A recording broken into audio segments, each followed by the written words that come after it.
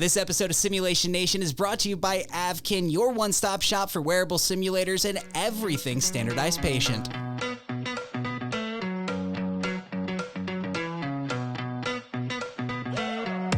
Hello, everybody, and welcome back to Simulation Nation. Today, we are going to actually be talking about funding sources. So this is kind of an early level for people who are getting started inside of simulation or maybe don't know all of the opportunities that you have to fund your simulation center. So a lot of times we've heard through the years, people struggle with having budget set aside for their sim labs to be able to purchase large equipment items. But through the years of being here at Avkin, we've really seen kind of all of the different options in terms of how people are funding their simulation labs. And we just wanted to make sure that we were sharing it. We felt like this was really good pieces of information to know how other people were able to receive that funding. And we just wanted to make sure that we were kind of sharing the knowledge and putting it out there for other simulationists. Yeah. And I think the important thing, I mean, again, this is super basic, but it's not something that I knew really before I started in the simulation world. Most nurses, and I assume most people in healthcare, our curriculum is so full with everything that we have to do to get through the courses that you don't really get an opportunity to take business courses or really understand business. Yeah. And so fundamentally, there are two different budgets. If you're not managing a budget, you probably, if you're managing a budget, I'm sure you're aware of this. But if you're not, maybe you're not. There's an operational budget that is kind of like paying for the spaces, paying for salaries, paying for keep the lights on. Yeah, maybe maintenance and upkeep too. But then there's also a capital budget. And so there's typically at every university, there's a dollar amount of what it is. And it can vary from $1,000 to $20,000. It just depends on the institution. So you do need to know. But that capital budget is something that it's something that you wouldn't be purchasing every year or doing every year. And it's really to buy larger dollar items. Yeah. And so with that, if you have a capital budget, you might want to ask your leadership if you do, because if there is such a thing, then that's fantastic because then there's money being set aside for purchases. Most places don't. I think simulation education, because it's fairly new in the industry, people just really have gotten a lot through grant funding and other outside funding sources. Yeah. So what I really wanted to do today was talk about our number one, my own personal experiences, as well as the experiences or the things that we've come across with our different customers of how they've been able to find unique funding sources. Yeah. I want to say, too, that if you don't currently have capital budget, I think we both agree, but you should start advocating for that sooner rather than later. I think that a lot of times with sim labs, and I experience this a lot more with Australia, but I'm sure it's very similar here, too, in the U.S., but they put all of this investment to build the sim labs with large grants or large funding sources, but then nobody put it into the budgets to say, oh, this mannequin is eventually going to break down. This wearable simulator will eventually break down. We have to be able to manage, blood pressure cuffs or whatever, you know what I mean? Like whatever these large amount or pumps or whatever to keep these new things computers going, right? Yeah. New computers, exactly. And I think that that's something that for our industry to continue to grow, this is something that we need to be pushing for and advocating for. I do think that SSH and their accreditation do a very good job of helping to advocate for sim centers to be more firmly planted inside of the institutions. And so I think that that does come with having budget set aside, having capital purchases set aside. But I think that this is something also that us as simulationists should also be pushing for and advocating for. I think a lot of times we are very suggestive and it would be very nice if I could have this. And it's always Mother May I. It's always going and saying, hi, yes, our mannequin, it's on its last leg. And a lot of times it's like, well, let's find a grant. Let's find something. And yes, I think we need to be we're required to be scrappy. We don't have any option, right? I think everyone in sim, we have to be able to, rub 2 pennies together to get $1, right? But I think that we should also be asking about capital purchase, and then if we don't have a budget for capital purchases, then we need to be advocating for, well, when can we get that added into the budget, or how can I help support you take this to a higher leadership to get this budgeted for? I think it's excellent advice. The other thing I'll say is the whole suggestive language. Google it. I had no idea how suggestive I have been. As nurses and as females, we are typically very trained to use suggestive language. one of my biggest revelations, I read the book Playing Big by Tara Moore, and she talked about this, about the difference between the genders and how we approach things and how we think about things. And obviously it's not a one size fits all, but in general. And I was shocked at how I had been super suggestive in my professional career as a nurse, and then also as I transitioned to the sim lab. And I think that's funny because it's not personality dependent, right? Because I would never say, oh, you're a suggestive person or anything along those lines. But I think that, again, we are very, especially when it comes to funding, right? I think where we feel out of our realm, right? Yeah. A lot of times it's that's like, what I was going to say, when it comes to budget and finances, we feel like it's such a, like, again, like, am I allowed to say this? Am I allowed to ask for, it does feel like we are an inconvenience. And so since it's not necessarily our, where we come from or where our feet are rooted, it feels even more uncomfortable, I think, a lot of times to ask and advocate for, capital purchase and things along those lines, or big expenditures. And I think that that's something where I would encourage you guys, even just using like ChatGPT or something like that and putting in an email and saying, take out the suggestive language and getting something back out of it, even just starting with those points, I think are really helpful, because it helps you start to see like, oh, right, I did say, well, if it would be, or I just want to ask, I just wanted to please, and again, I think being able to put something like that and even just see the revised response, I think that's great. Or even talking points for when you were going to go talk to your dean about it. But yeah, again, I know that a lot of times we're scared that AI is going to take over the world. Just know that your leadership is thinking about this from a business mindset. Yeah. So you need to approach it from a business mindset in order to be able to advocate. That's my only suggestion. I agree with you 100%. So let's talk a little bit about funding options. I think the least intrusive and the one that people are probably most familiar with is getting donors. And, it doesn't require an application. It doesn't require, a lot of times there are development departments at their university, and their job is to go out and seek donations for things. And so a lot of times we'll have customers say, I want to put this on my wish list, right? And so it's in case somebody comes along that wants to donate, to the nursing program or to the simulation center, they have a list of things. Well, that's a very passive way of expecting that you're going to be able to get donations, right? You're just hoping that Prince Charming comes along and, drops, a couple of things. I equate donors to similarly like hoping that you'll get a raise at work. Like, you don't ask for a raise, you don't approach it at your thing, but you're hoping that they'll see, and then they'll throw you a bone of being like, you know what? You have been working really hard. Let's give you an increase, right? I think it's like, it's not out of the realm of possibilities, but you're also not asserting yourself and saying, okay,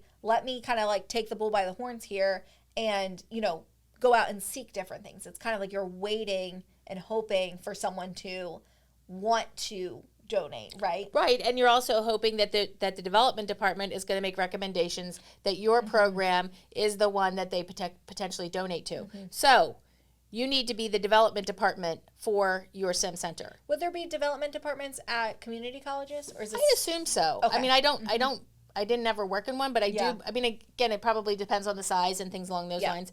But, just think about the fact that you have alumni that have graduated from there. Yeah. So maybe they're not super rich, but maybe you could do like a fund drive or something like that. But as far as you need, if you do have a development department, you do need to find out who your development officer is. You need to invite them into the sim lab. You need to let them see what's happening and get excited for what you're doing. You also think about Healthcare Simulation Week, planning an event where donors are invited to come through your sim lab and see the different things that are happening. Having your students talk about testimonials about how simulations has impacted them. So it needs to be more of an attack plan. And I say this all the while in the back of my head, knowing that everybody is just trying to catch up and catch a breath, and they're so busy. But Healthcare Simulation Week is really a time that is set aside for us to pause and celebrate what we're doing. So try to think about something like that. Me personally, we had a demonstration of our SP program when it was first starting out, and we invited donors in to come and see a demonstration of that. And that was a game changer because that allows people not just to hear about it and maybe they do a tour and they quickly walk through your sim center, but they're actually experiencing that through the eyes of what the student is experiencing, right? Yeah. So think about the idea that there is a donor out there probably that is potentially interested. I know, Megan, you had a funny story about a potential institution. About a standardized patient that was actually very involved with that. So if you do have a standardized patient program, sometimes they are very well connected. And so thinking about what that could mean for potential outside donors. But there was one institution where they actually had the president's wife of the university, and she was the SP for them. And basically they were saying like, yeah, we couldn't buy the amount of press and good word that we get from her speaking directly to our president every night about how great everything is in the sim lab. The spouse or significant other or children of your president. Maybe that's an option. I don't know. Have them come.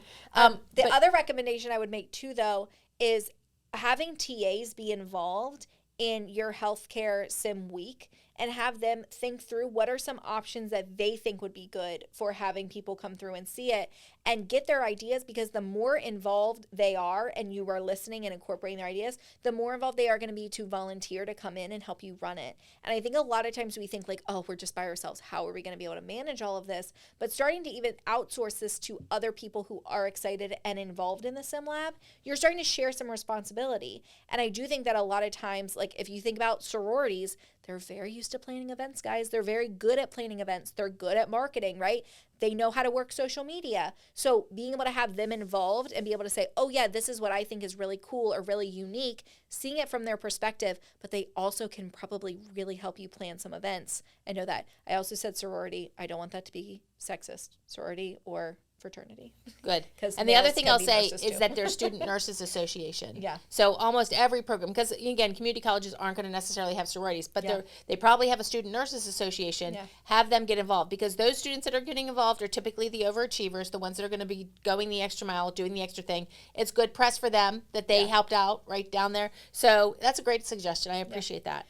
EMS as well, because I don't want to cross over them, but with EMS programs, you guys have some of the most engaging and interactive simulations that you can do in terms of having people on site, inviting people from the community to come see the training that they're doing for paramedic, first responders, things like that. You also have a high likelihood that people would be willing to donate to programs like that. So again, don't think that just because you aren't the nursing program, and that again, it's going to be harder for you to maybe get in touch with the donors and things like that. You guys have even more of an interactive component that also is going to be able to have people come in and actually see it and see how that translates to actual care in the community, which can also really help with you guys being able to kind of be that, you know, give them that flashy experience. Yeah, lots of really cool ideas. We have one EMS program that has our AV birth, and they do a homeless encampment and a postpartum hemorrhage and a homeless encampment. So you can have it, like you said, you don't even have to have a room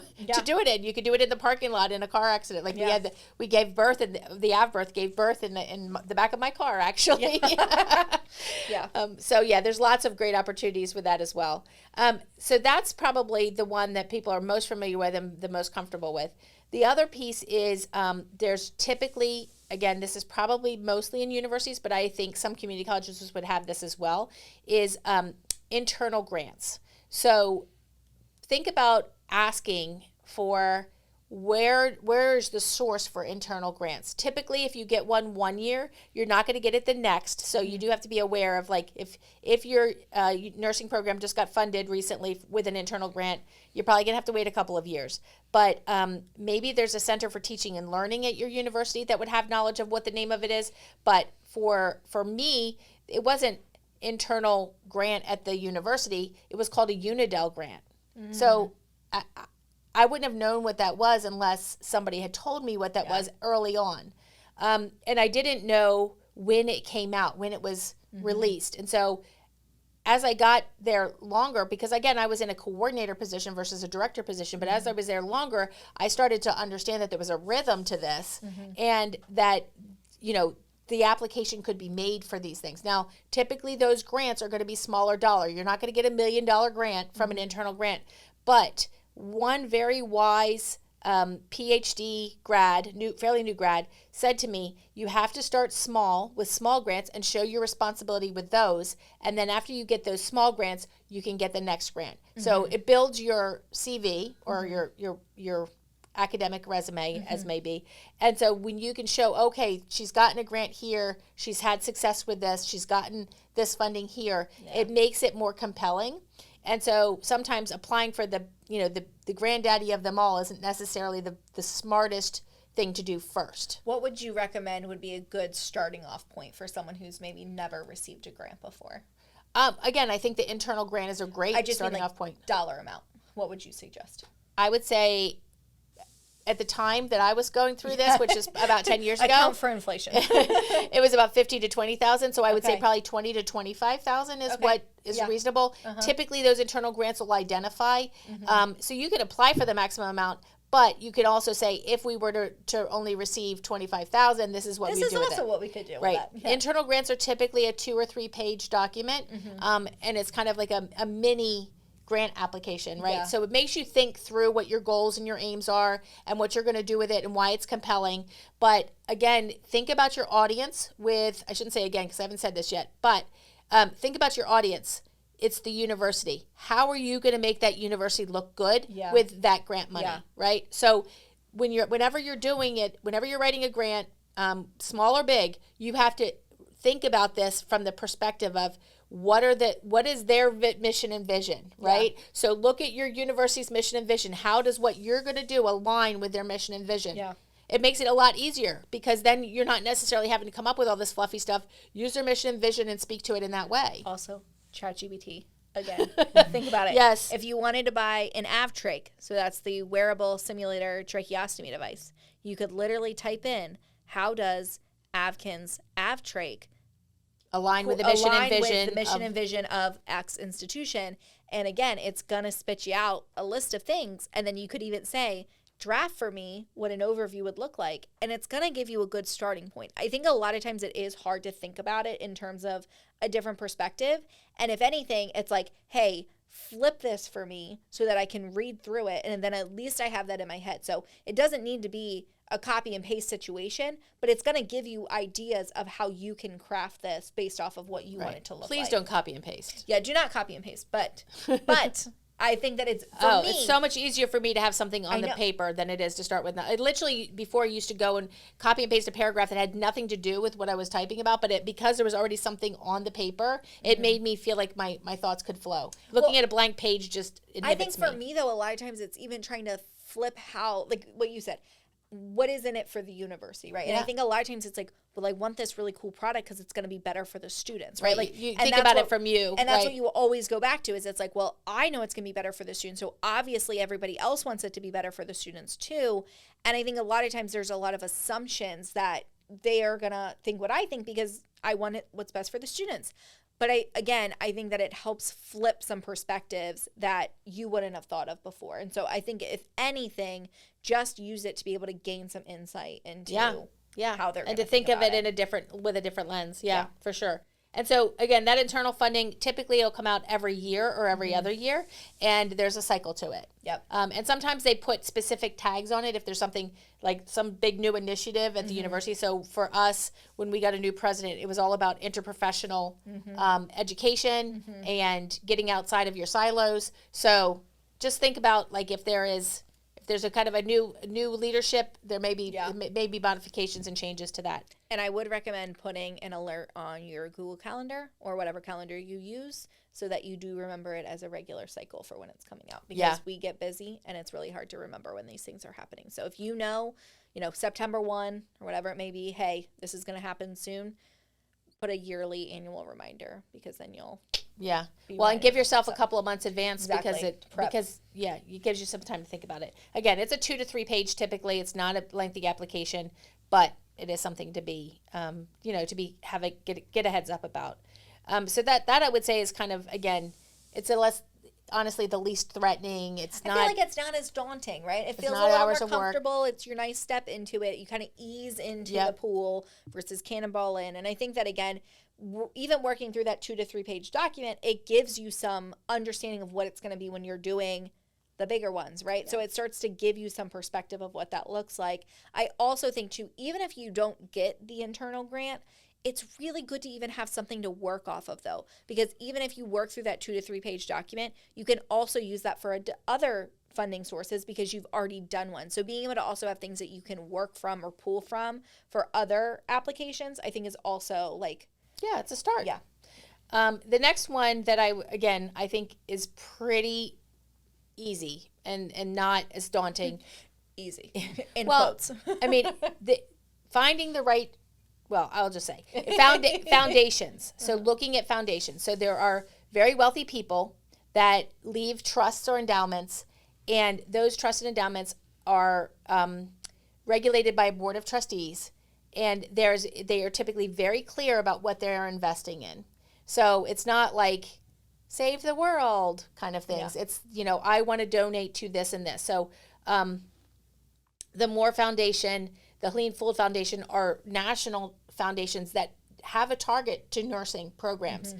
And so you can, those foundations require a lot of massaging of relationships. Mm-hmm. But it's networking, all, yeah, marketing. Yeah. And it's about who you know, mm-hmm. right? So the larger institutions are going to, they're what did I call them? Not donors, but their development team is going to start trying to form these relationships, mm-hmm. right?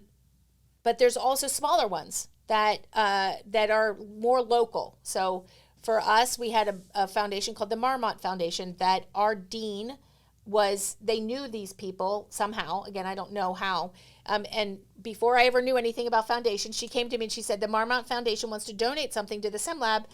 Can you write something up about what you need? And so she kind of helped guide me on how I needed to write it. But again, go to the foundation and find out what their ideals are, find out what they donate to, find out what they care about, and then again, use ChatGPT to help draft typically it's a 1 or 2 page document talking about why you need it and why it's important and how it's going to make a difference. Yeah. So again, focusing on their initiatives.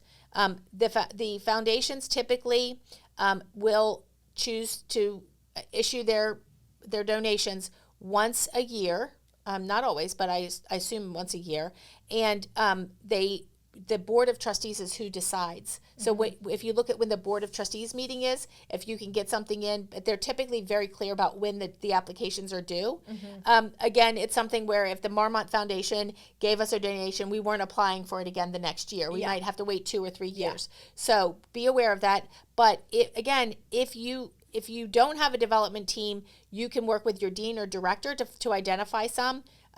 Looking up nursing foundation programs, I will tell you that the Avkin Solutions consultants, the people that work here, they spend a lot of time learning about different funding opportunities to help our customers, because we often have customers say, I want your things, but we've got to figure out how to way to get funded. So they can also help point you in the direction of potential foundations in your state or in your area that might be helpful to you. So I encourage you to reach out to them.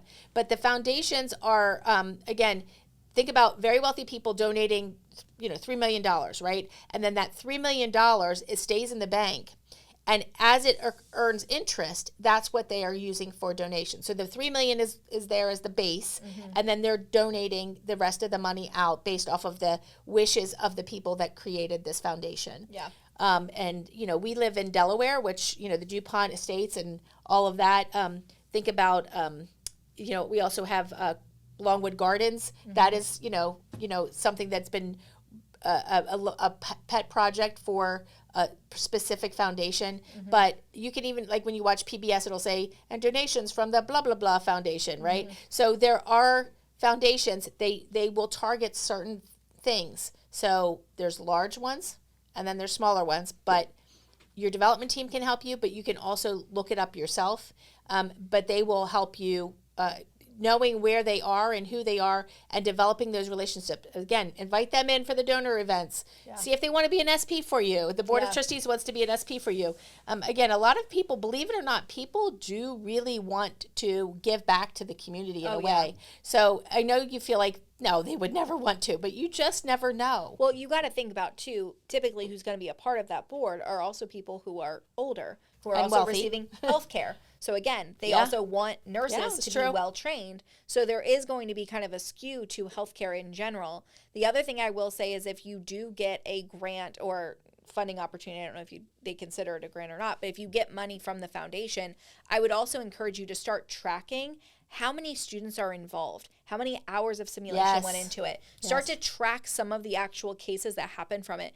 Again, foundations want to know that that investment helped somebody or did something towards their mission and vision, because that's what they're there for, right? They're there to keep this legacy going, to help nursing students or, provide better patient care. So if you can start pooling student testimonials, if you can start pooling how many hours it was used, what time it saved, X, Y, and Z, and then sending that back to the foundation a year later with a thank you letter and all of that information. Been huge. Or even just again, student videos of them sharing their experiences with it.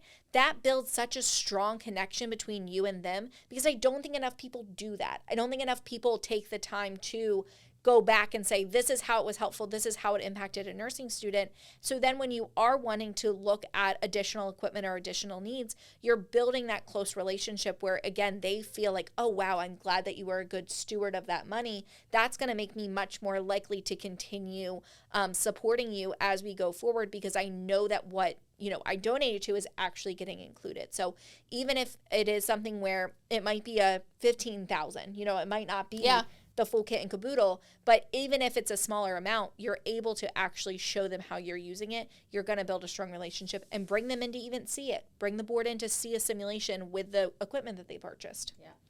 That's the director of marketing talking right there. You can tell obviously that she's thinking about it from that perspective, but I wish that I had somebody telling me that from the beginning, so it's great advice. I didn't do that, but I wish I did.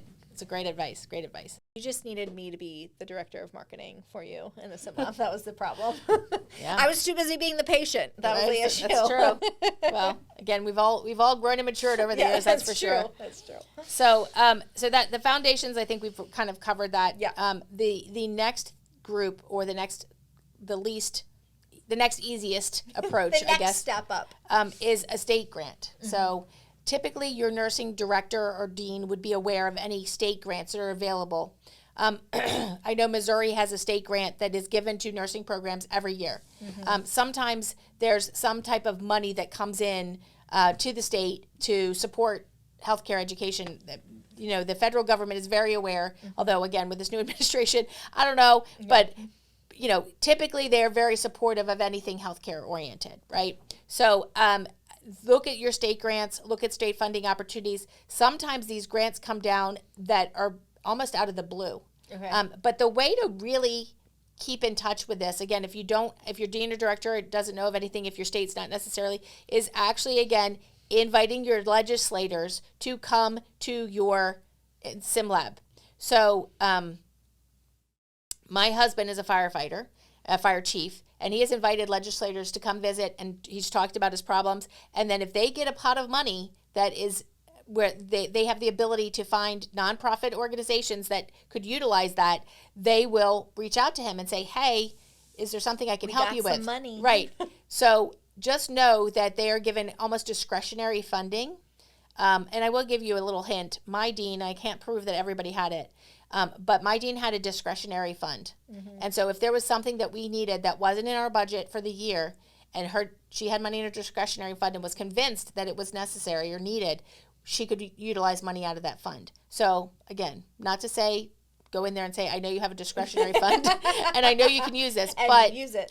But you might say, hey, do you have any money in a discretionary fund or something along those lines? But this is also something for legislators. They get a discretionary fund. And I would say anything with legislators in your area, that is not something that you as a SimLab director have to lead yourself. If you have a marketing department, if you have anyone else in sort of community outreach, anything like that. Communication, anything. And you say, hey, we would love to have so-and-so come visit our SimLab. We're going to put on this really cool sim. We think that's going to be really interesting. It's all going to be about healthcare and nursing education. Can you help us with getting them in here and seeing it? That is a gold mine for anyone in terms of PR relations. 100%. So it's great for the institution and it's great for the legislator. don't feel like you need to be the one that's like calling the secretary of the legislator to be like, hi, can you please come? You have other people at your institution who can help you regardless. Community college, university, it does not matter. You will have someone at your institution who can help you get them in. And then that's where you're going to build the relationship once they're in. And it's going to be great PR for the institution. So people are going to support it and they're going to like, they're going to want to move this forward.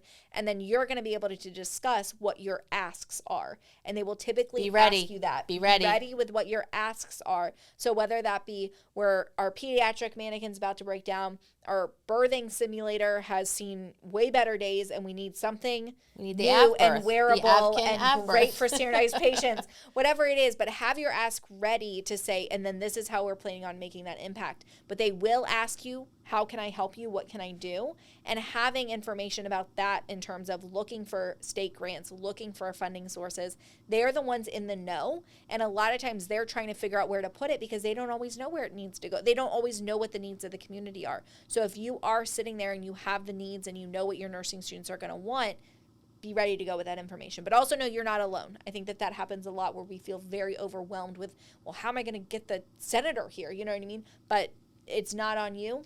You have a team of people who can help. But I also think it makes them look good. Yeah. Okay? Yeah. And healthcare simulation is probably one of the shiniest, flashiest things. It's new. It's sharp. It's cool. But again, what do you show people at the university? The biology lab? Yeah. That's the big thing? Or maybe... No offense to the biology lab. You guys are doing a great job. Well, but what I'm saying is, like, everybody's been to a biology lab. Everybody's been into a classroom. But there's very few things where you can show active learning happening, and the sim lab is the great place. It is. It's so cool. They can take pictures. They can talk to the students. They're shaking hands, kissing babies. Like, that is their thing. Yeah. So, again, think about it from their perspective. Great PR. They're going to bring their people. You get your photographer to come in, take pictures, write a story about it. Like, it helps everybody. Yeah. It helps everybody. It's just the time that it takes for you to be able to look up enough to think about it. And I think that that's the hard part. But it is the, like... Understand. But like I said earlier, recruit other people. There's other people who want to be involved and want to be able to help. TAs, that's super cool that they could be involved with something like that. They get really excited about the fact that there would be a news story or someone's going to come in and highlight the sim lab. There's a lot of people who can help with it. For your TAs or for your, high achieving students, they could put that on their resume. Yeah. That they worked with the XYZ department to to schedule a visit for the sim lab. Like, think about your students from the perspective of they're applying and they're one of 150 people that are applying for these positions. Yeah. When they stand out, when our students took the course to be a standardized patient after they had already been through as a nurse, that made them stand out in their interviews. So it's something to make them stand out. They can start talking about that they were, an advocate for the Sim Center. So again, huge. It's huge. Yeah. I just think a lot of times it feels so daunting, but it's one of those things that if you start to look around who your resources are and what you have and start to ask questions, networking, again, it just helps so much with being able to get funding. And I think that a lot of times it does feel like, well, how can I possibly add this into everything else I'm doing? But I do think that once you kind of get that ball going, it is something that gains traction. And then even more so, the more networking you do, they know somebody else they can connect you with. And then you meet that person and they have someone that they can connect you with. And it's just something that just continues to grow. And I promise that I shouldn't promise this, but I think they will be very excited about everything going on. You're not necessarily forcing that. And so then it becomes a very organic relationship where, again, they're excited by what you're doing. You're excited that they're excited. And then that can kind of grow and build. Yeah. And the one thing I'll say is that when you are in academia, what they tell you is to write time on your calendar for writing. They say put time on your calendar for writing.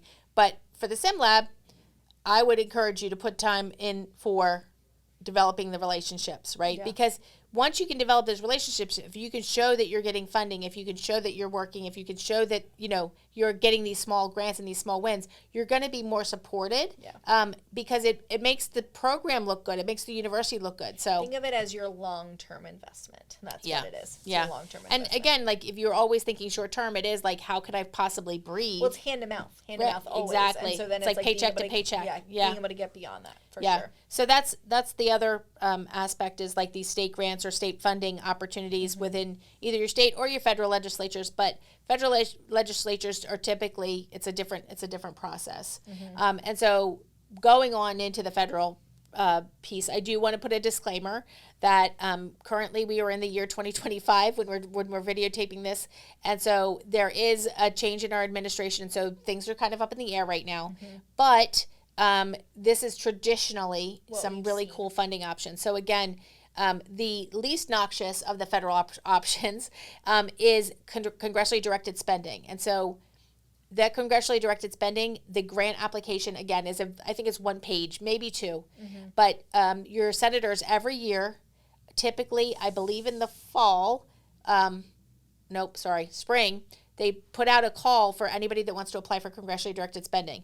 Anytime you're getting into a state grant or you're getting into congressionally directed spending, you've got to approach your grants department if you have one. So even though it doesn't say congressionally directed spending grant, it is a grant. And so there's federal regulations of how the money is expended, how the money is gotten. So you don't want to wait until you receive the award to find out that you should have gone through a completely different process. Do you want to know why I'm telling you that? Ask me why, because I received I received funding. It wasn't a federal grant, but I received funding that was funding from an outside source, and I had not gone through my grants department, and I was given the money, but then the grants department said basically you can't use it because you didn't follow the right process. They are sticklers. Please, can I use I had to get my dean involved to be able to. It was actually to help build AvKen, right? So just know you want to get your grants department involved early. And you want to make them aware that you want to apply for congressionally directed spending, because think about it, if it is a university or a college, if 5 different applications are coming in for different things, the grants department is the congressman is probably not going to be very happy that they're getting all these requests, as well as the grants department is maybe not going to feel overwhelmed. So kind of putting the message in early that you're interested in applying for congressionally directed spending would be my strong advice. Again, it's not a laborious process, but it is something that you do want to make people aware of. Going to your leadership. It's one of the steps that's needed. And if you don't have a grants department, talk to your dean about it, talk to your supervisor about it, your director, whatever that may be, just to make sure that there aren't additional hoops you need to jump through. So even if you're like, oh, well, no, I don't have a grants person, make sure that there's hoops that you don't need to make sure jump somebody through, knows other than you. Anything for CDS is a big... Again, it's outside of your normal realm, and usually there are going to be things that people are going to get involved with in the leadership it takes team. some work in getting the money in because it comes through different ways, and we'll talk about that in a minute. But so the application itself is very simple. It's almost like a letter of inquiry. Okay, research your senators, research who they are, what they love, what committees are they on. I mean, again, I would invite them to come into the Sim Center before, after, whenever, but let them see what you're doing. But you want to, if somebody's, like if they've only ever funded, because they list what they have funded in the past, if they only have funded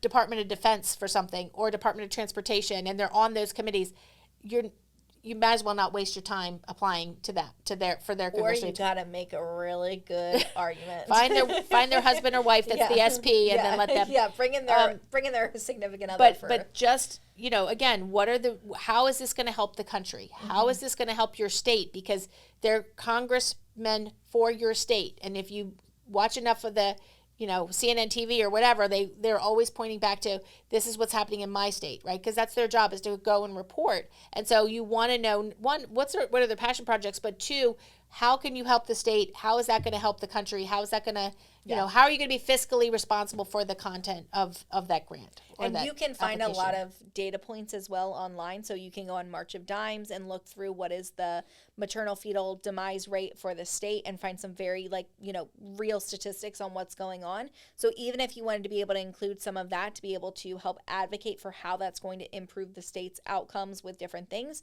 you can do that as well. And that data is all very easy to access on March of Dimes. Yeah, that's another. Well, I'll get to that in a minute. Okay, so that CDS is the most of federal grants. That's the easiest one to apply for. Now, once you get the application, once you've been awarded the money, there is a process for getting the money to you through HRSA. So you do need to be. There was a webinar on it last year. Our sales team, our solutions consultants, went on and learned a little bit more about it to help our customers actually get the money. But it isn't just they send you a check in the mail. There is like a process. You do have to be accountable for how the money was expended. Again, I don't really know the process in depth. Yeah, we do have financial webinars that we put out for any of these federal funding sources. So again, be aware for anything coming from AVKIN for more details on the specific funding opportunities and kind of what those details look like. But we do put those out every few months.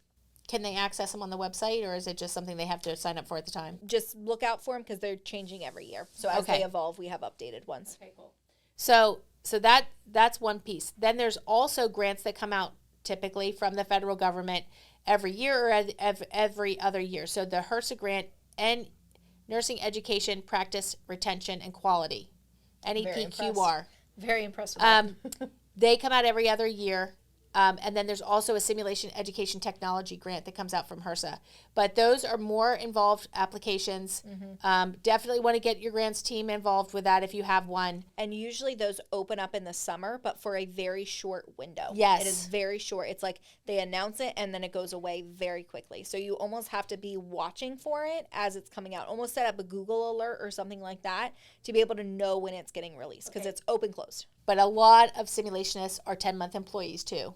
So stay on the grind. So again, think about when you're wrapping up for the semester, that's when you want to start writing that grant. Oh yeah. And being prepared so that when it comes in, you're ready. You're ready to go. It's polished. I think they give you like a week, maybe 2 weeks. It's not long. Yeah. But there are, again, I think they flip-flop between the NEPQR and the Simulation Education Technology grants.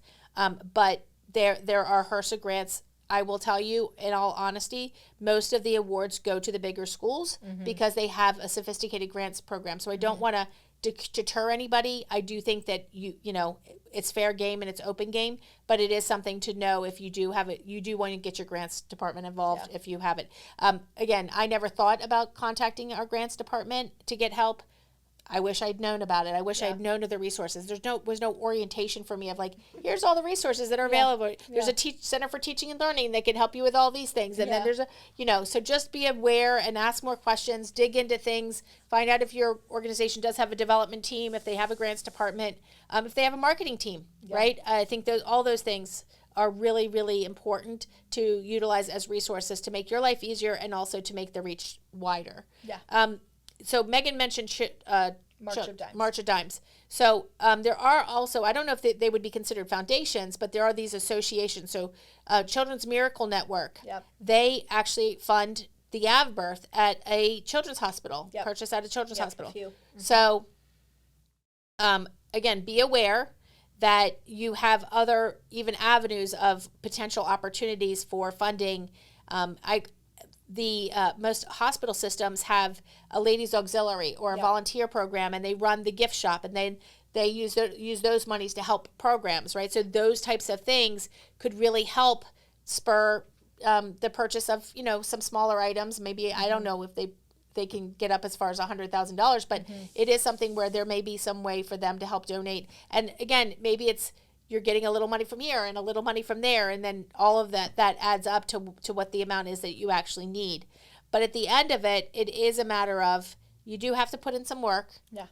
But I actually, one of our former employees, Kim DeYoung, said that she was able to fully fund her simulation center with donations and grant applications. Yeah. So it's not impossible, but it takes work. It does. And again, it's never going to be easy, right? Anytime that you're looking for large capital purchases, it never just goes, hey, I need this. And they go, oh my goodness, yes, absolutely. Here's that money.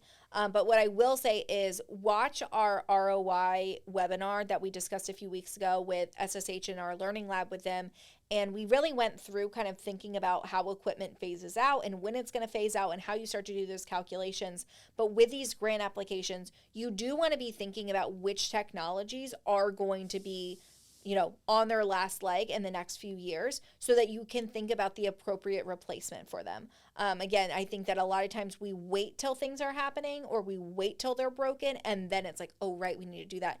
Anything with these grants, donations, foundations, everything's going to take time. It's not going to just be an instant thing. So as we can be thinking about how things are phasing out, even if we're 2 years ahead of the game to make sure that we're applying and we're getting what we need, I think that's really important to think about ahead of time as well. Yeah. And I would also encourage you to listen to our podcast. I think it was in season 2 with Elena Harrington. maybe season 3. But she's an OR nurse, and she was able to break down every simulation and cost up how that simulation, how much it cost for each simulation to run. So each student in that simulation, so if she had outside funding, she knew what it cost to run it. She had a fee schedule. It's mind-blowing to me. My background is emergency department, so I am very polar opposites of each other. I am very much how Megan described of like once it breaks down and I'm like, oh right. I need a new one of these, right? So I would not say that historically I was super, I mean, again, I didn't love the mannequins and ended up starting the SP program, but it is something of like knowing and thinking about the idea that you have to put money into purchasing a new one, or paying for the warranties on them and things along those lines, being proactive in thinking about that. And also, you know, Megan talked about having data and having students talking about that. But if you have a spreadsheet and you say the mannequin is going to wear out in 5 years or X amount of hours, and this is what, you know, kind of, it's almost like that, the time clock of like the clock is ticking and I need to know how I'm going to refresh that resource, right? So again, from the perspective of a very novice educator going into my job as a simulationist, these are the things that I wish that I had known of or been aware of rather than kind of falling into them. It was something that actually opened my eyes to what's up, what opportunities are out there to help support and fund your sim center. There are also some grant funding opportunities where standardized patients may also be able to be, you know, starting the program may also be able to be funded, but you have to come up with a way of how you're going to continue that on. Are you going to have outside contracts that are going to help sustain that program? But be thinking about that. You're not going to necessarily get a new staff position, but you might be able to get something to support the start of a standardized patient program. I've heard so many programs be able to say that they've been able to start and fund their SP programs for the first 3 years through grants. And so I've seen that a lot. Again, with thinking about that, we did discuss this with the ROI episode, but it's also thinking about when you start to diversify your modalities, you are going to increase the life of all of the technology that you have. So you can also argue it from an ROI standpoint of, I'm going to invest in an SP program because that's only going to add longevity onto my equipment, as well as the investment of the diversification of modalities. So it's kind of a twofold there in terms of when you are talking about this and discussing this, because it is great and it is a great modality, but it gives you more to talk about than just, I like the communication, I like the empathy, which is all great and good and well, but it's also it's going to help. It's going to come looking back at dollars and cents. Yeah. I think that the big takeaways for me with this conversation is really focusing on who's around you and working with others to help support and fund your program, because I think that there is so much help and resources out there. And even though as simulationists and healthcare background, it's not our strong suit to say, oh, let me go out and network with, you know, senators, and let me go bring in these foundation members to come and, you know, do the schmoozing and all of these other pieces. But there are people who it is their strong suit. So if it's not yours, find people around you who it is. So many institutions, hospitals, universities, community colleges, firehouses, you have people who can help you. And again, kind of as you start to get that ball rolling, just know that it's going to come. Again, you mentioned, so I don't think we've talked about it in a while, but I am her daughter. So again, your husband, the firefighter, my dad, it was something that is not his lean in any way, shape, or form. Like, it is kind of like if you wanted to put needles in his eyes, I think he would say, yes, let's do that, opposed to having legislation come through. The biggest introvert. Exactly. It's introverted introvert. Yeah. I don't know how else to say it. But Can you tell I'm a little bit of an extrovert myself? So. But the more he started doing it, he became much more comfortable. And then that led to the next connection. That led to the next person. And then that led to, you know, it's not that you have to be the mayor to feel like you can bring these people in and host them and greet them and things like that. And so I just want to encourage anyone who it feels a little out of your element. It's going to feel like you're wearing clown shoes a little bit, but being able to get out there and involved and meet people, it's going to help you more. And even if it's just within your own institution of kind of breaking out of your silo and finding other people, they also can connect you to others. And I just think that that's something that we often forget, and I think a lot of times we feel very overwhelmed with all of the processes of knowing what needs to happen. And again, a lot of times we do have to be the Swiss Army knife. We have to do everything. We got to run the Sims. We got to run the mannequins. Got to write the curriculum. We got to write the curriculum. We got to deal with students that are having trouble. We got to do the budget. We got to find funding. Like, it's so many things, right? But I just think that what we discussed earlier with the hand-to-mouth situation, I think that's where we find ourselves a lot, is just, oh, right, we need this. Okay, let's go, ask for money or whatever that may be. But I think thinking about it as a proactive stream, just something that you're consistently doing, you're consistently maintaining it, it's going to lead to a lot less headaches down the line. And the more you start to develop these relationships, it's going to feel more organic. And I would just encourage you guys to get started now. And to be thinking about what that could look like. But if you guys are interested in more information on different funding sources, as I mentioned earlier, we do have webinars as these things are coming out. So if you're interested, follow us on social media, Avkin.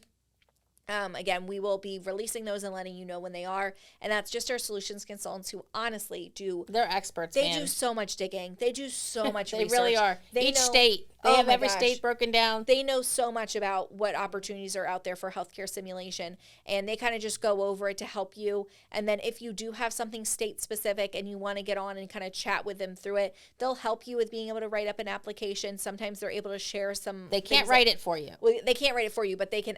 They can give you some tips and tricks. Exactly. And what they've seen from other institutions, because I think that that's the biggest thing. The more you're around it, it's easier, right? And the more you've seen different things get awarded, it's easier to know. So they also can help you by just, again, you guys kind of having that chat and conversation. So if it is something that you are interested in, feel free. Again, if you go into avkin.com, we have a chat feature. You can just kind of put it in there if you guys are interested in more information. But thank you guys so much for joining us. We hope that anyone who will be at Enaxel this year, 2025, we'll see you there at the Avkin booth. And thanks you guys for tuning in. We're right at the escalator, y'all. Right at the escalator. Yeah.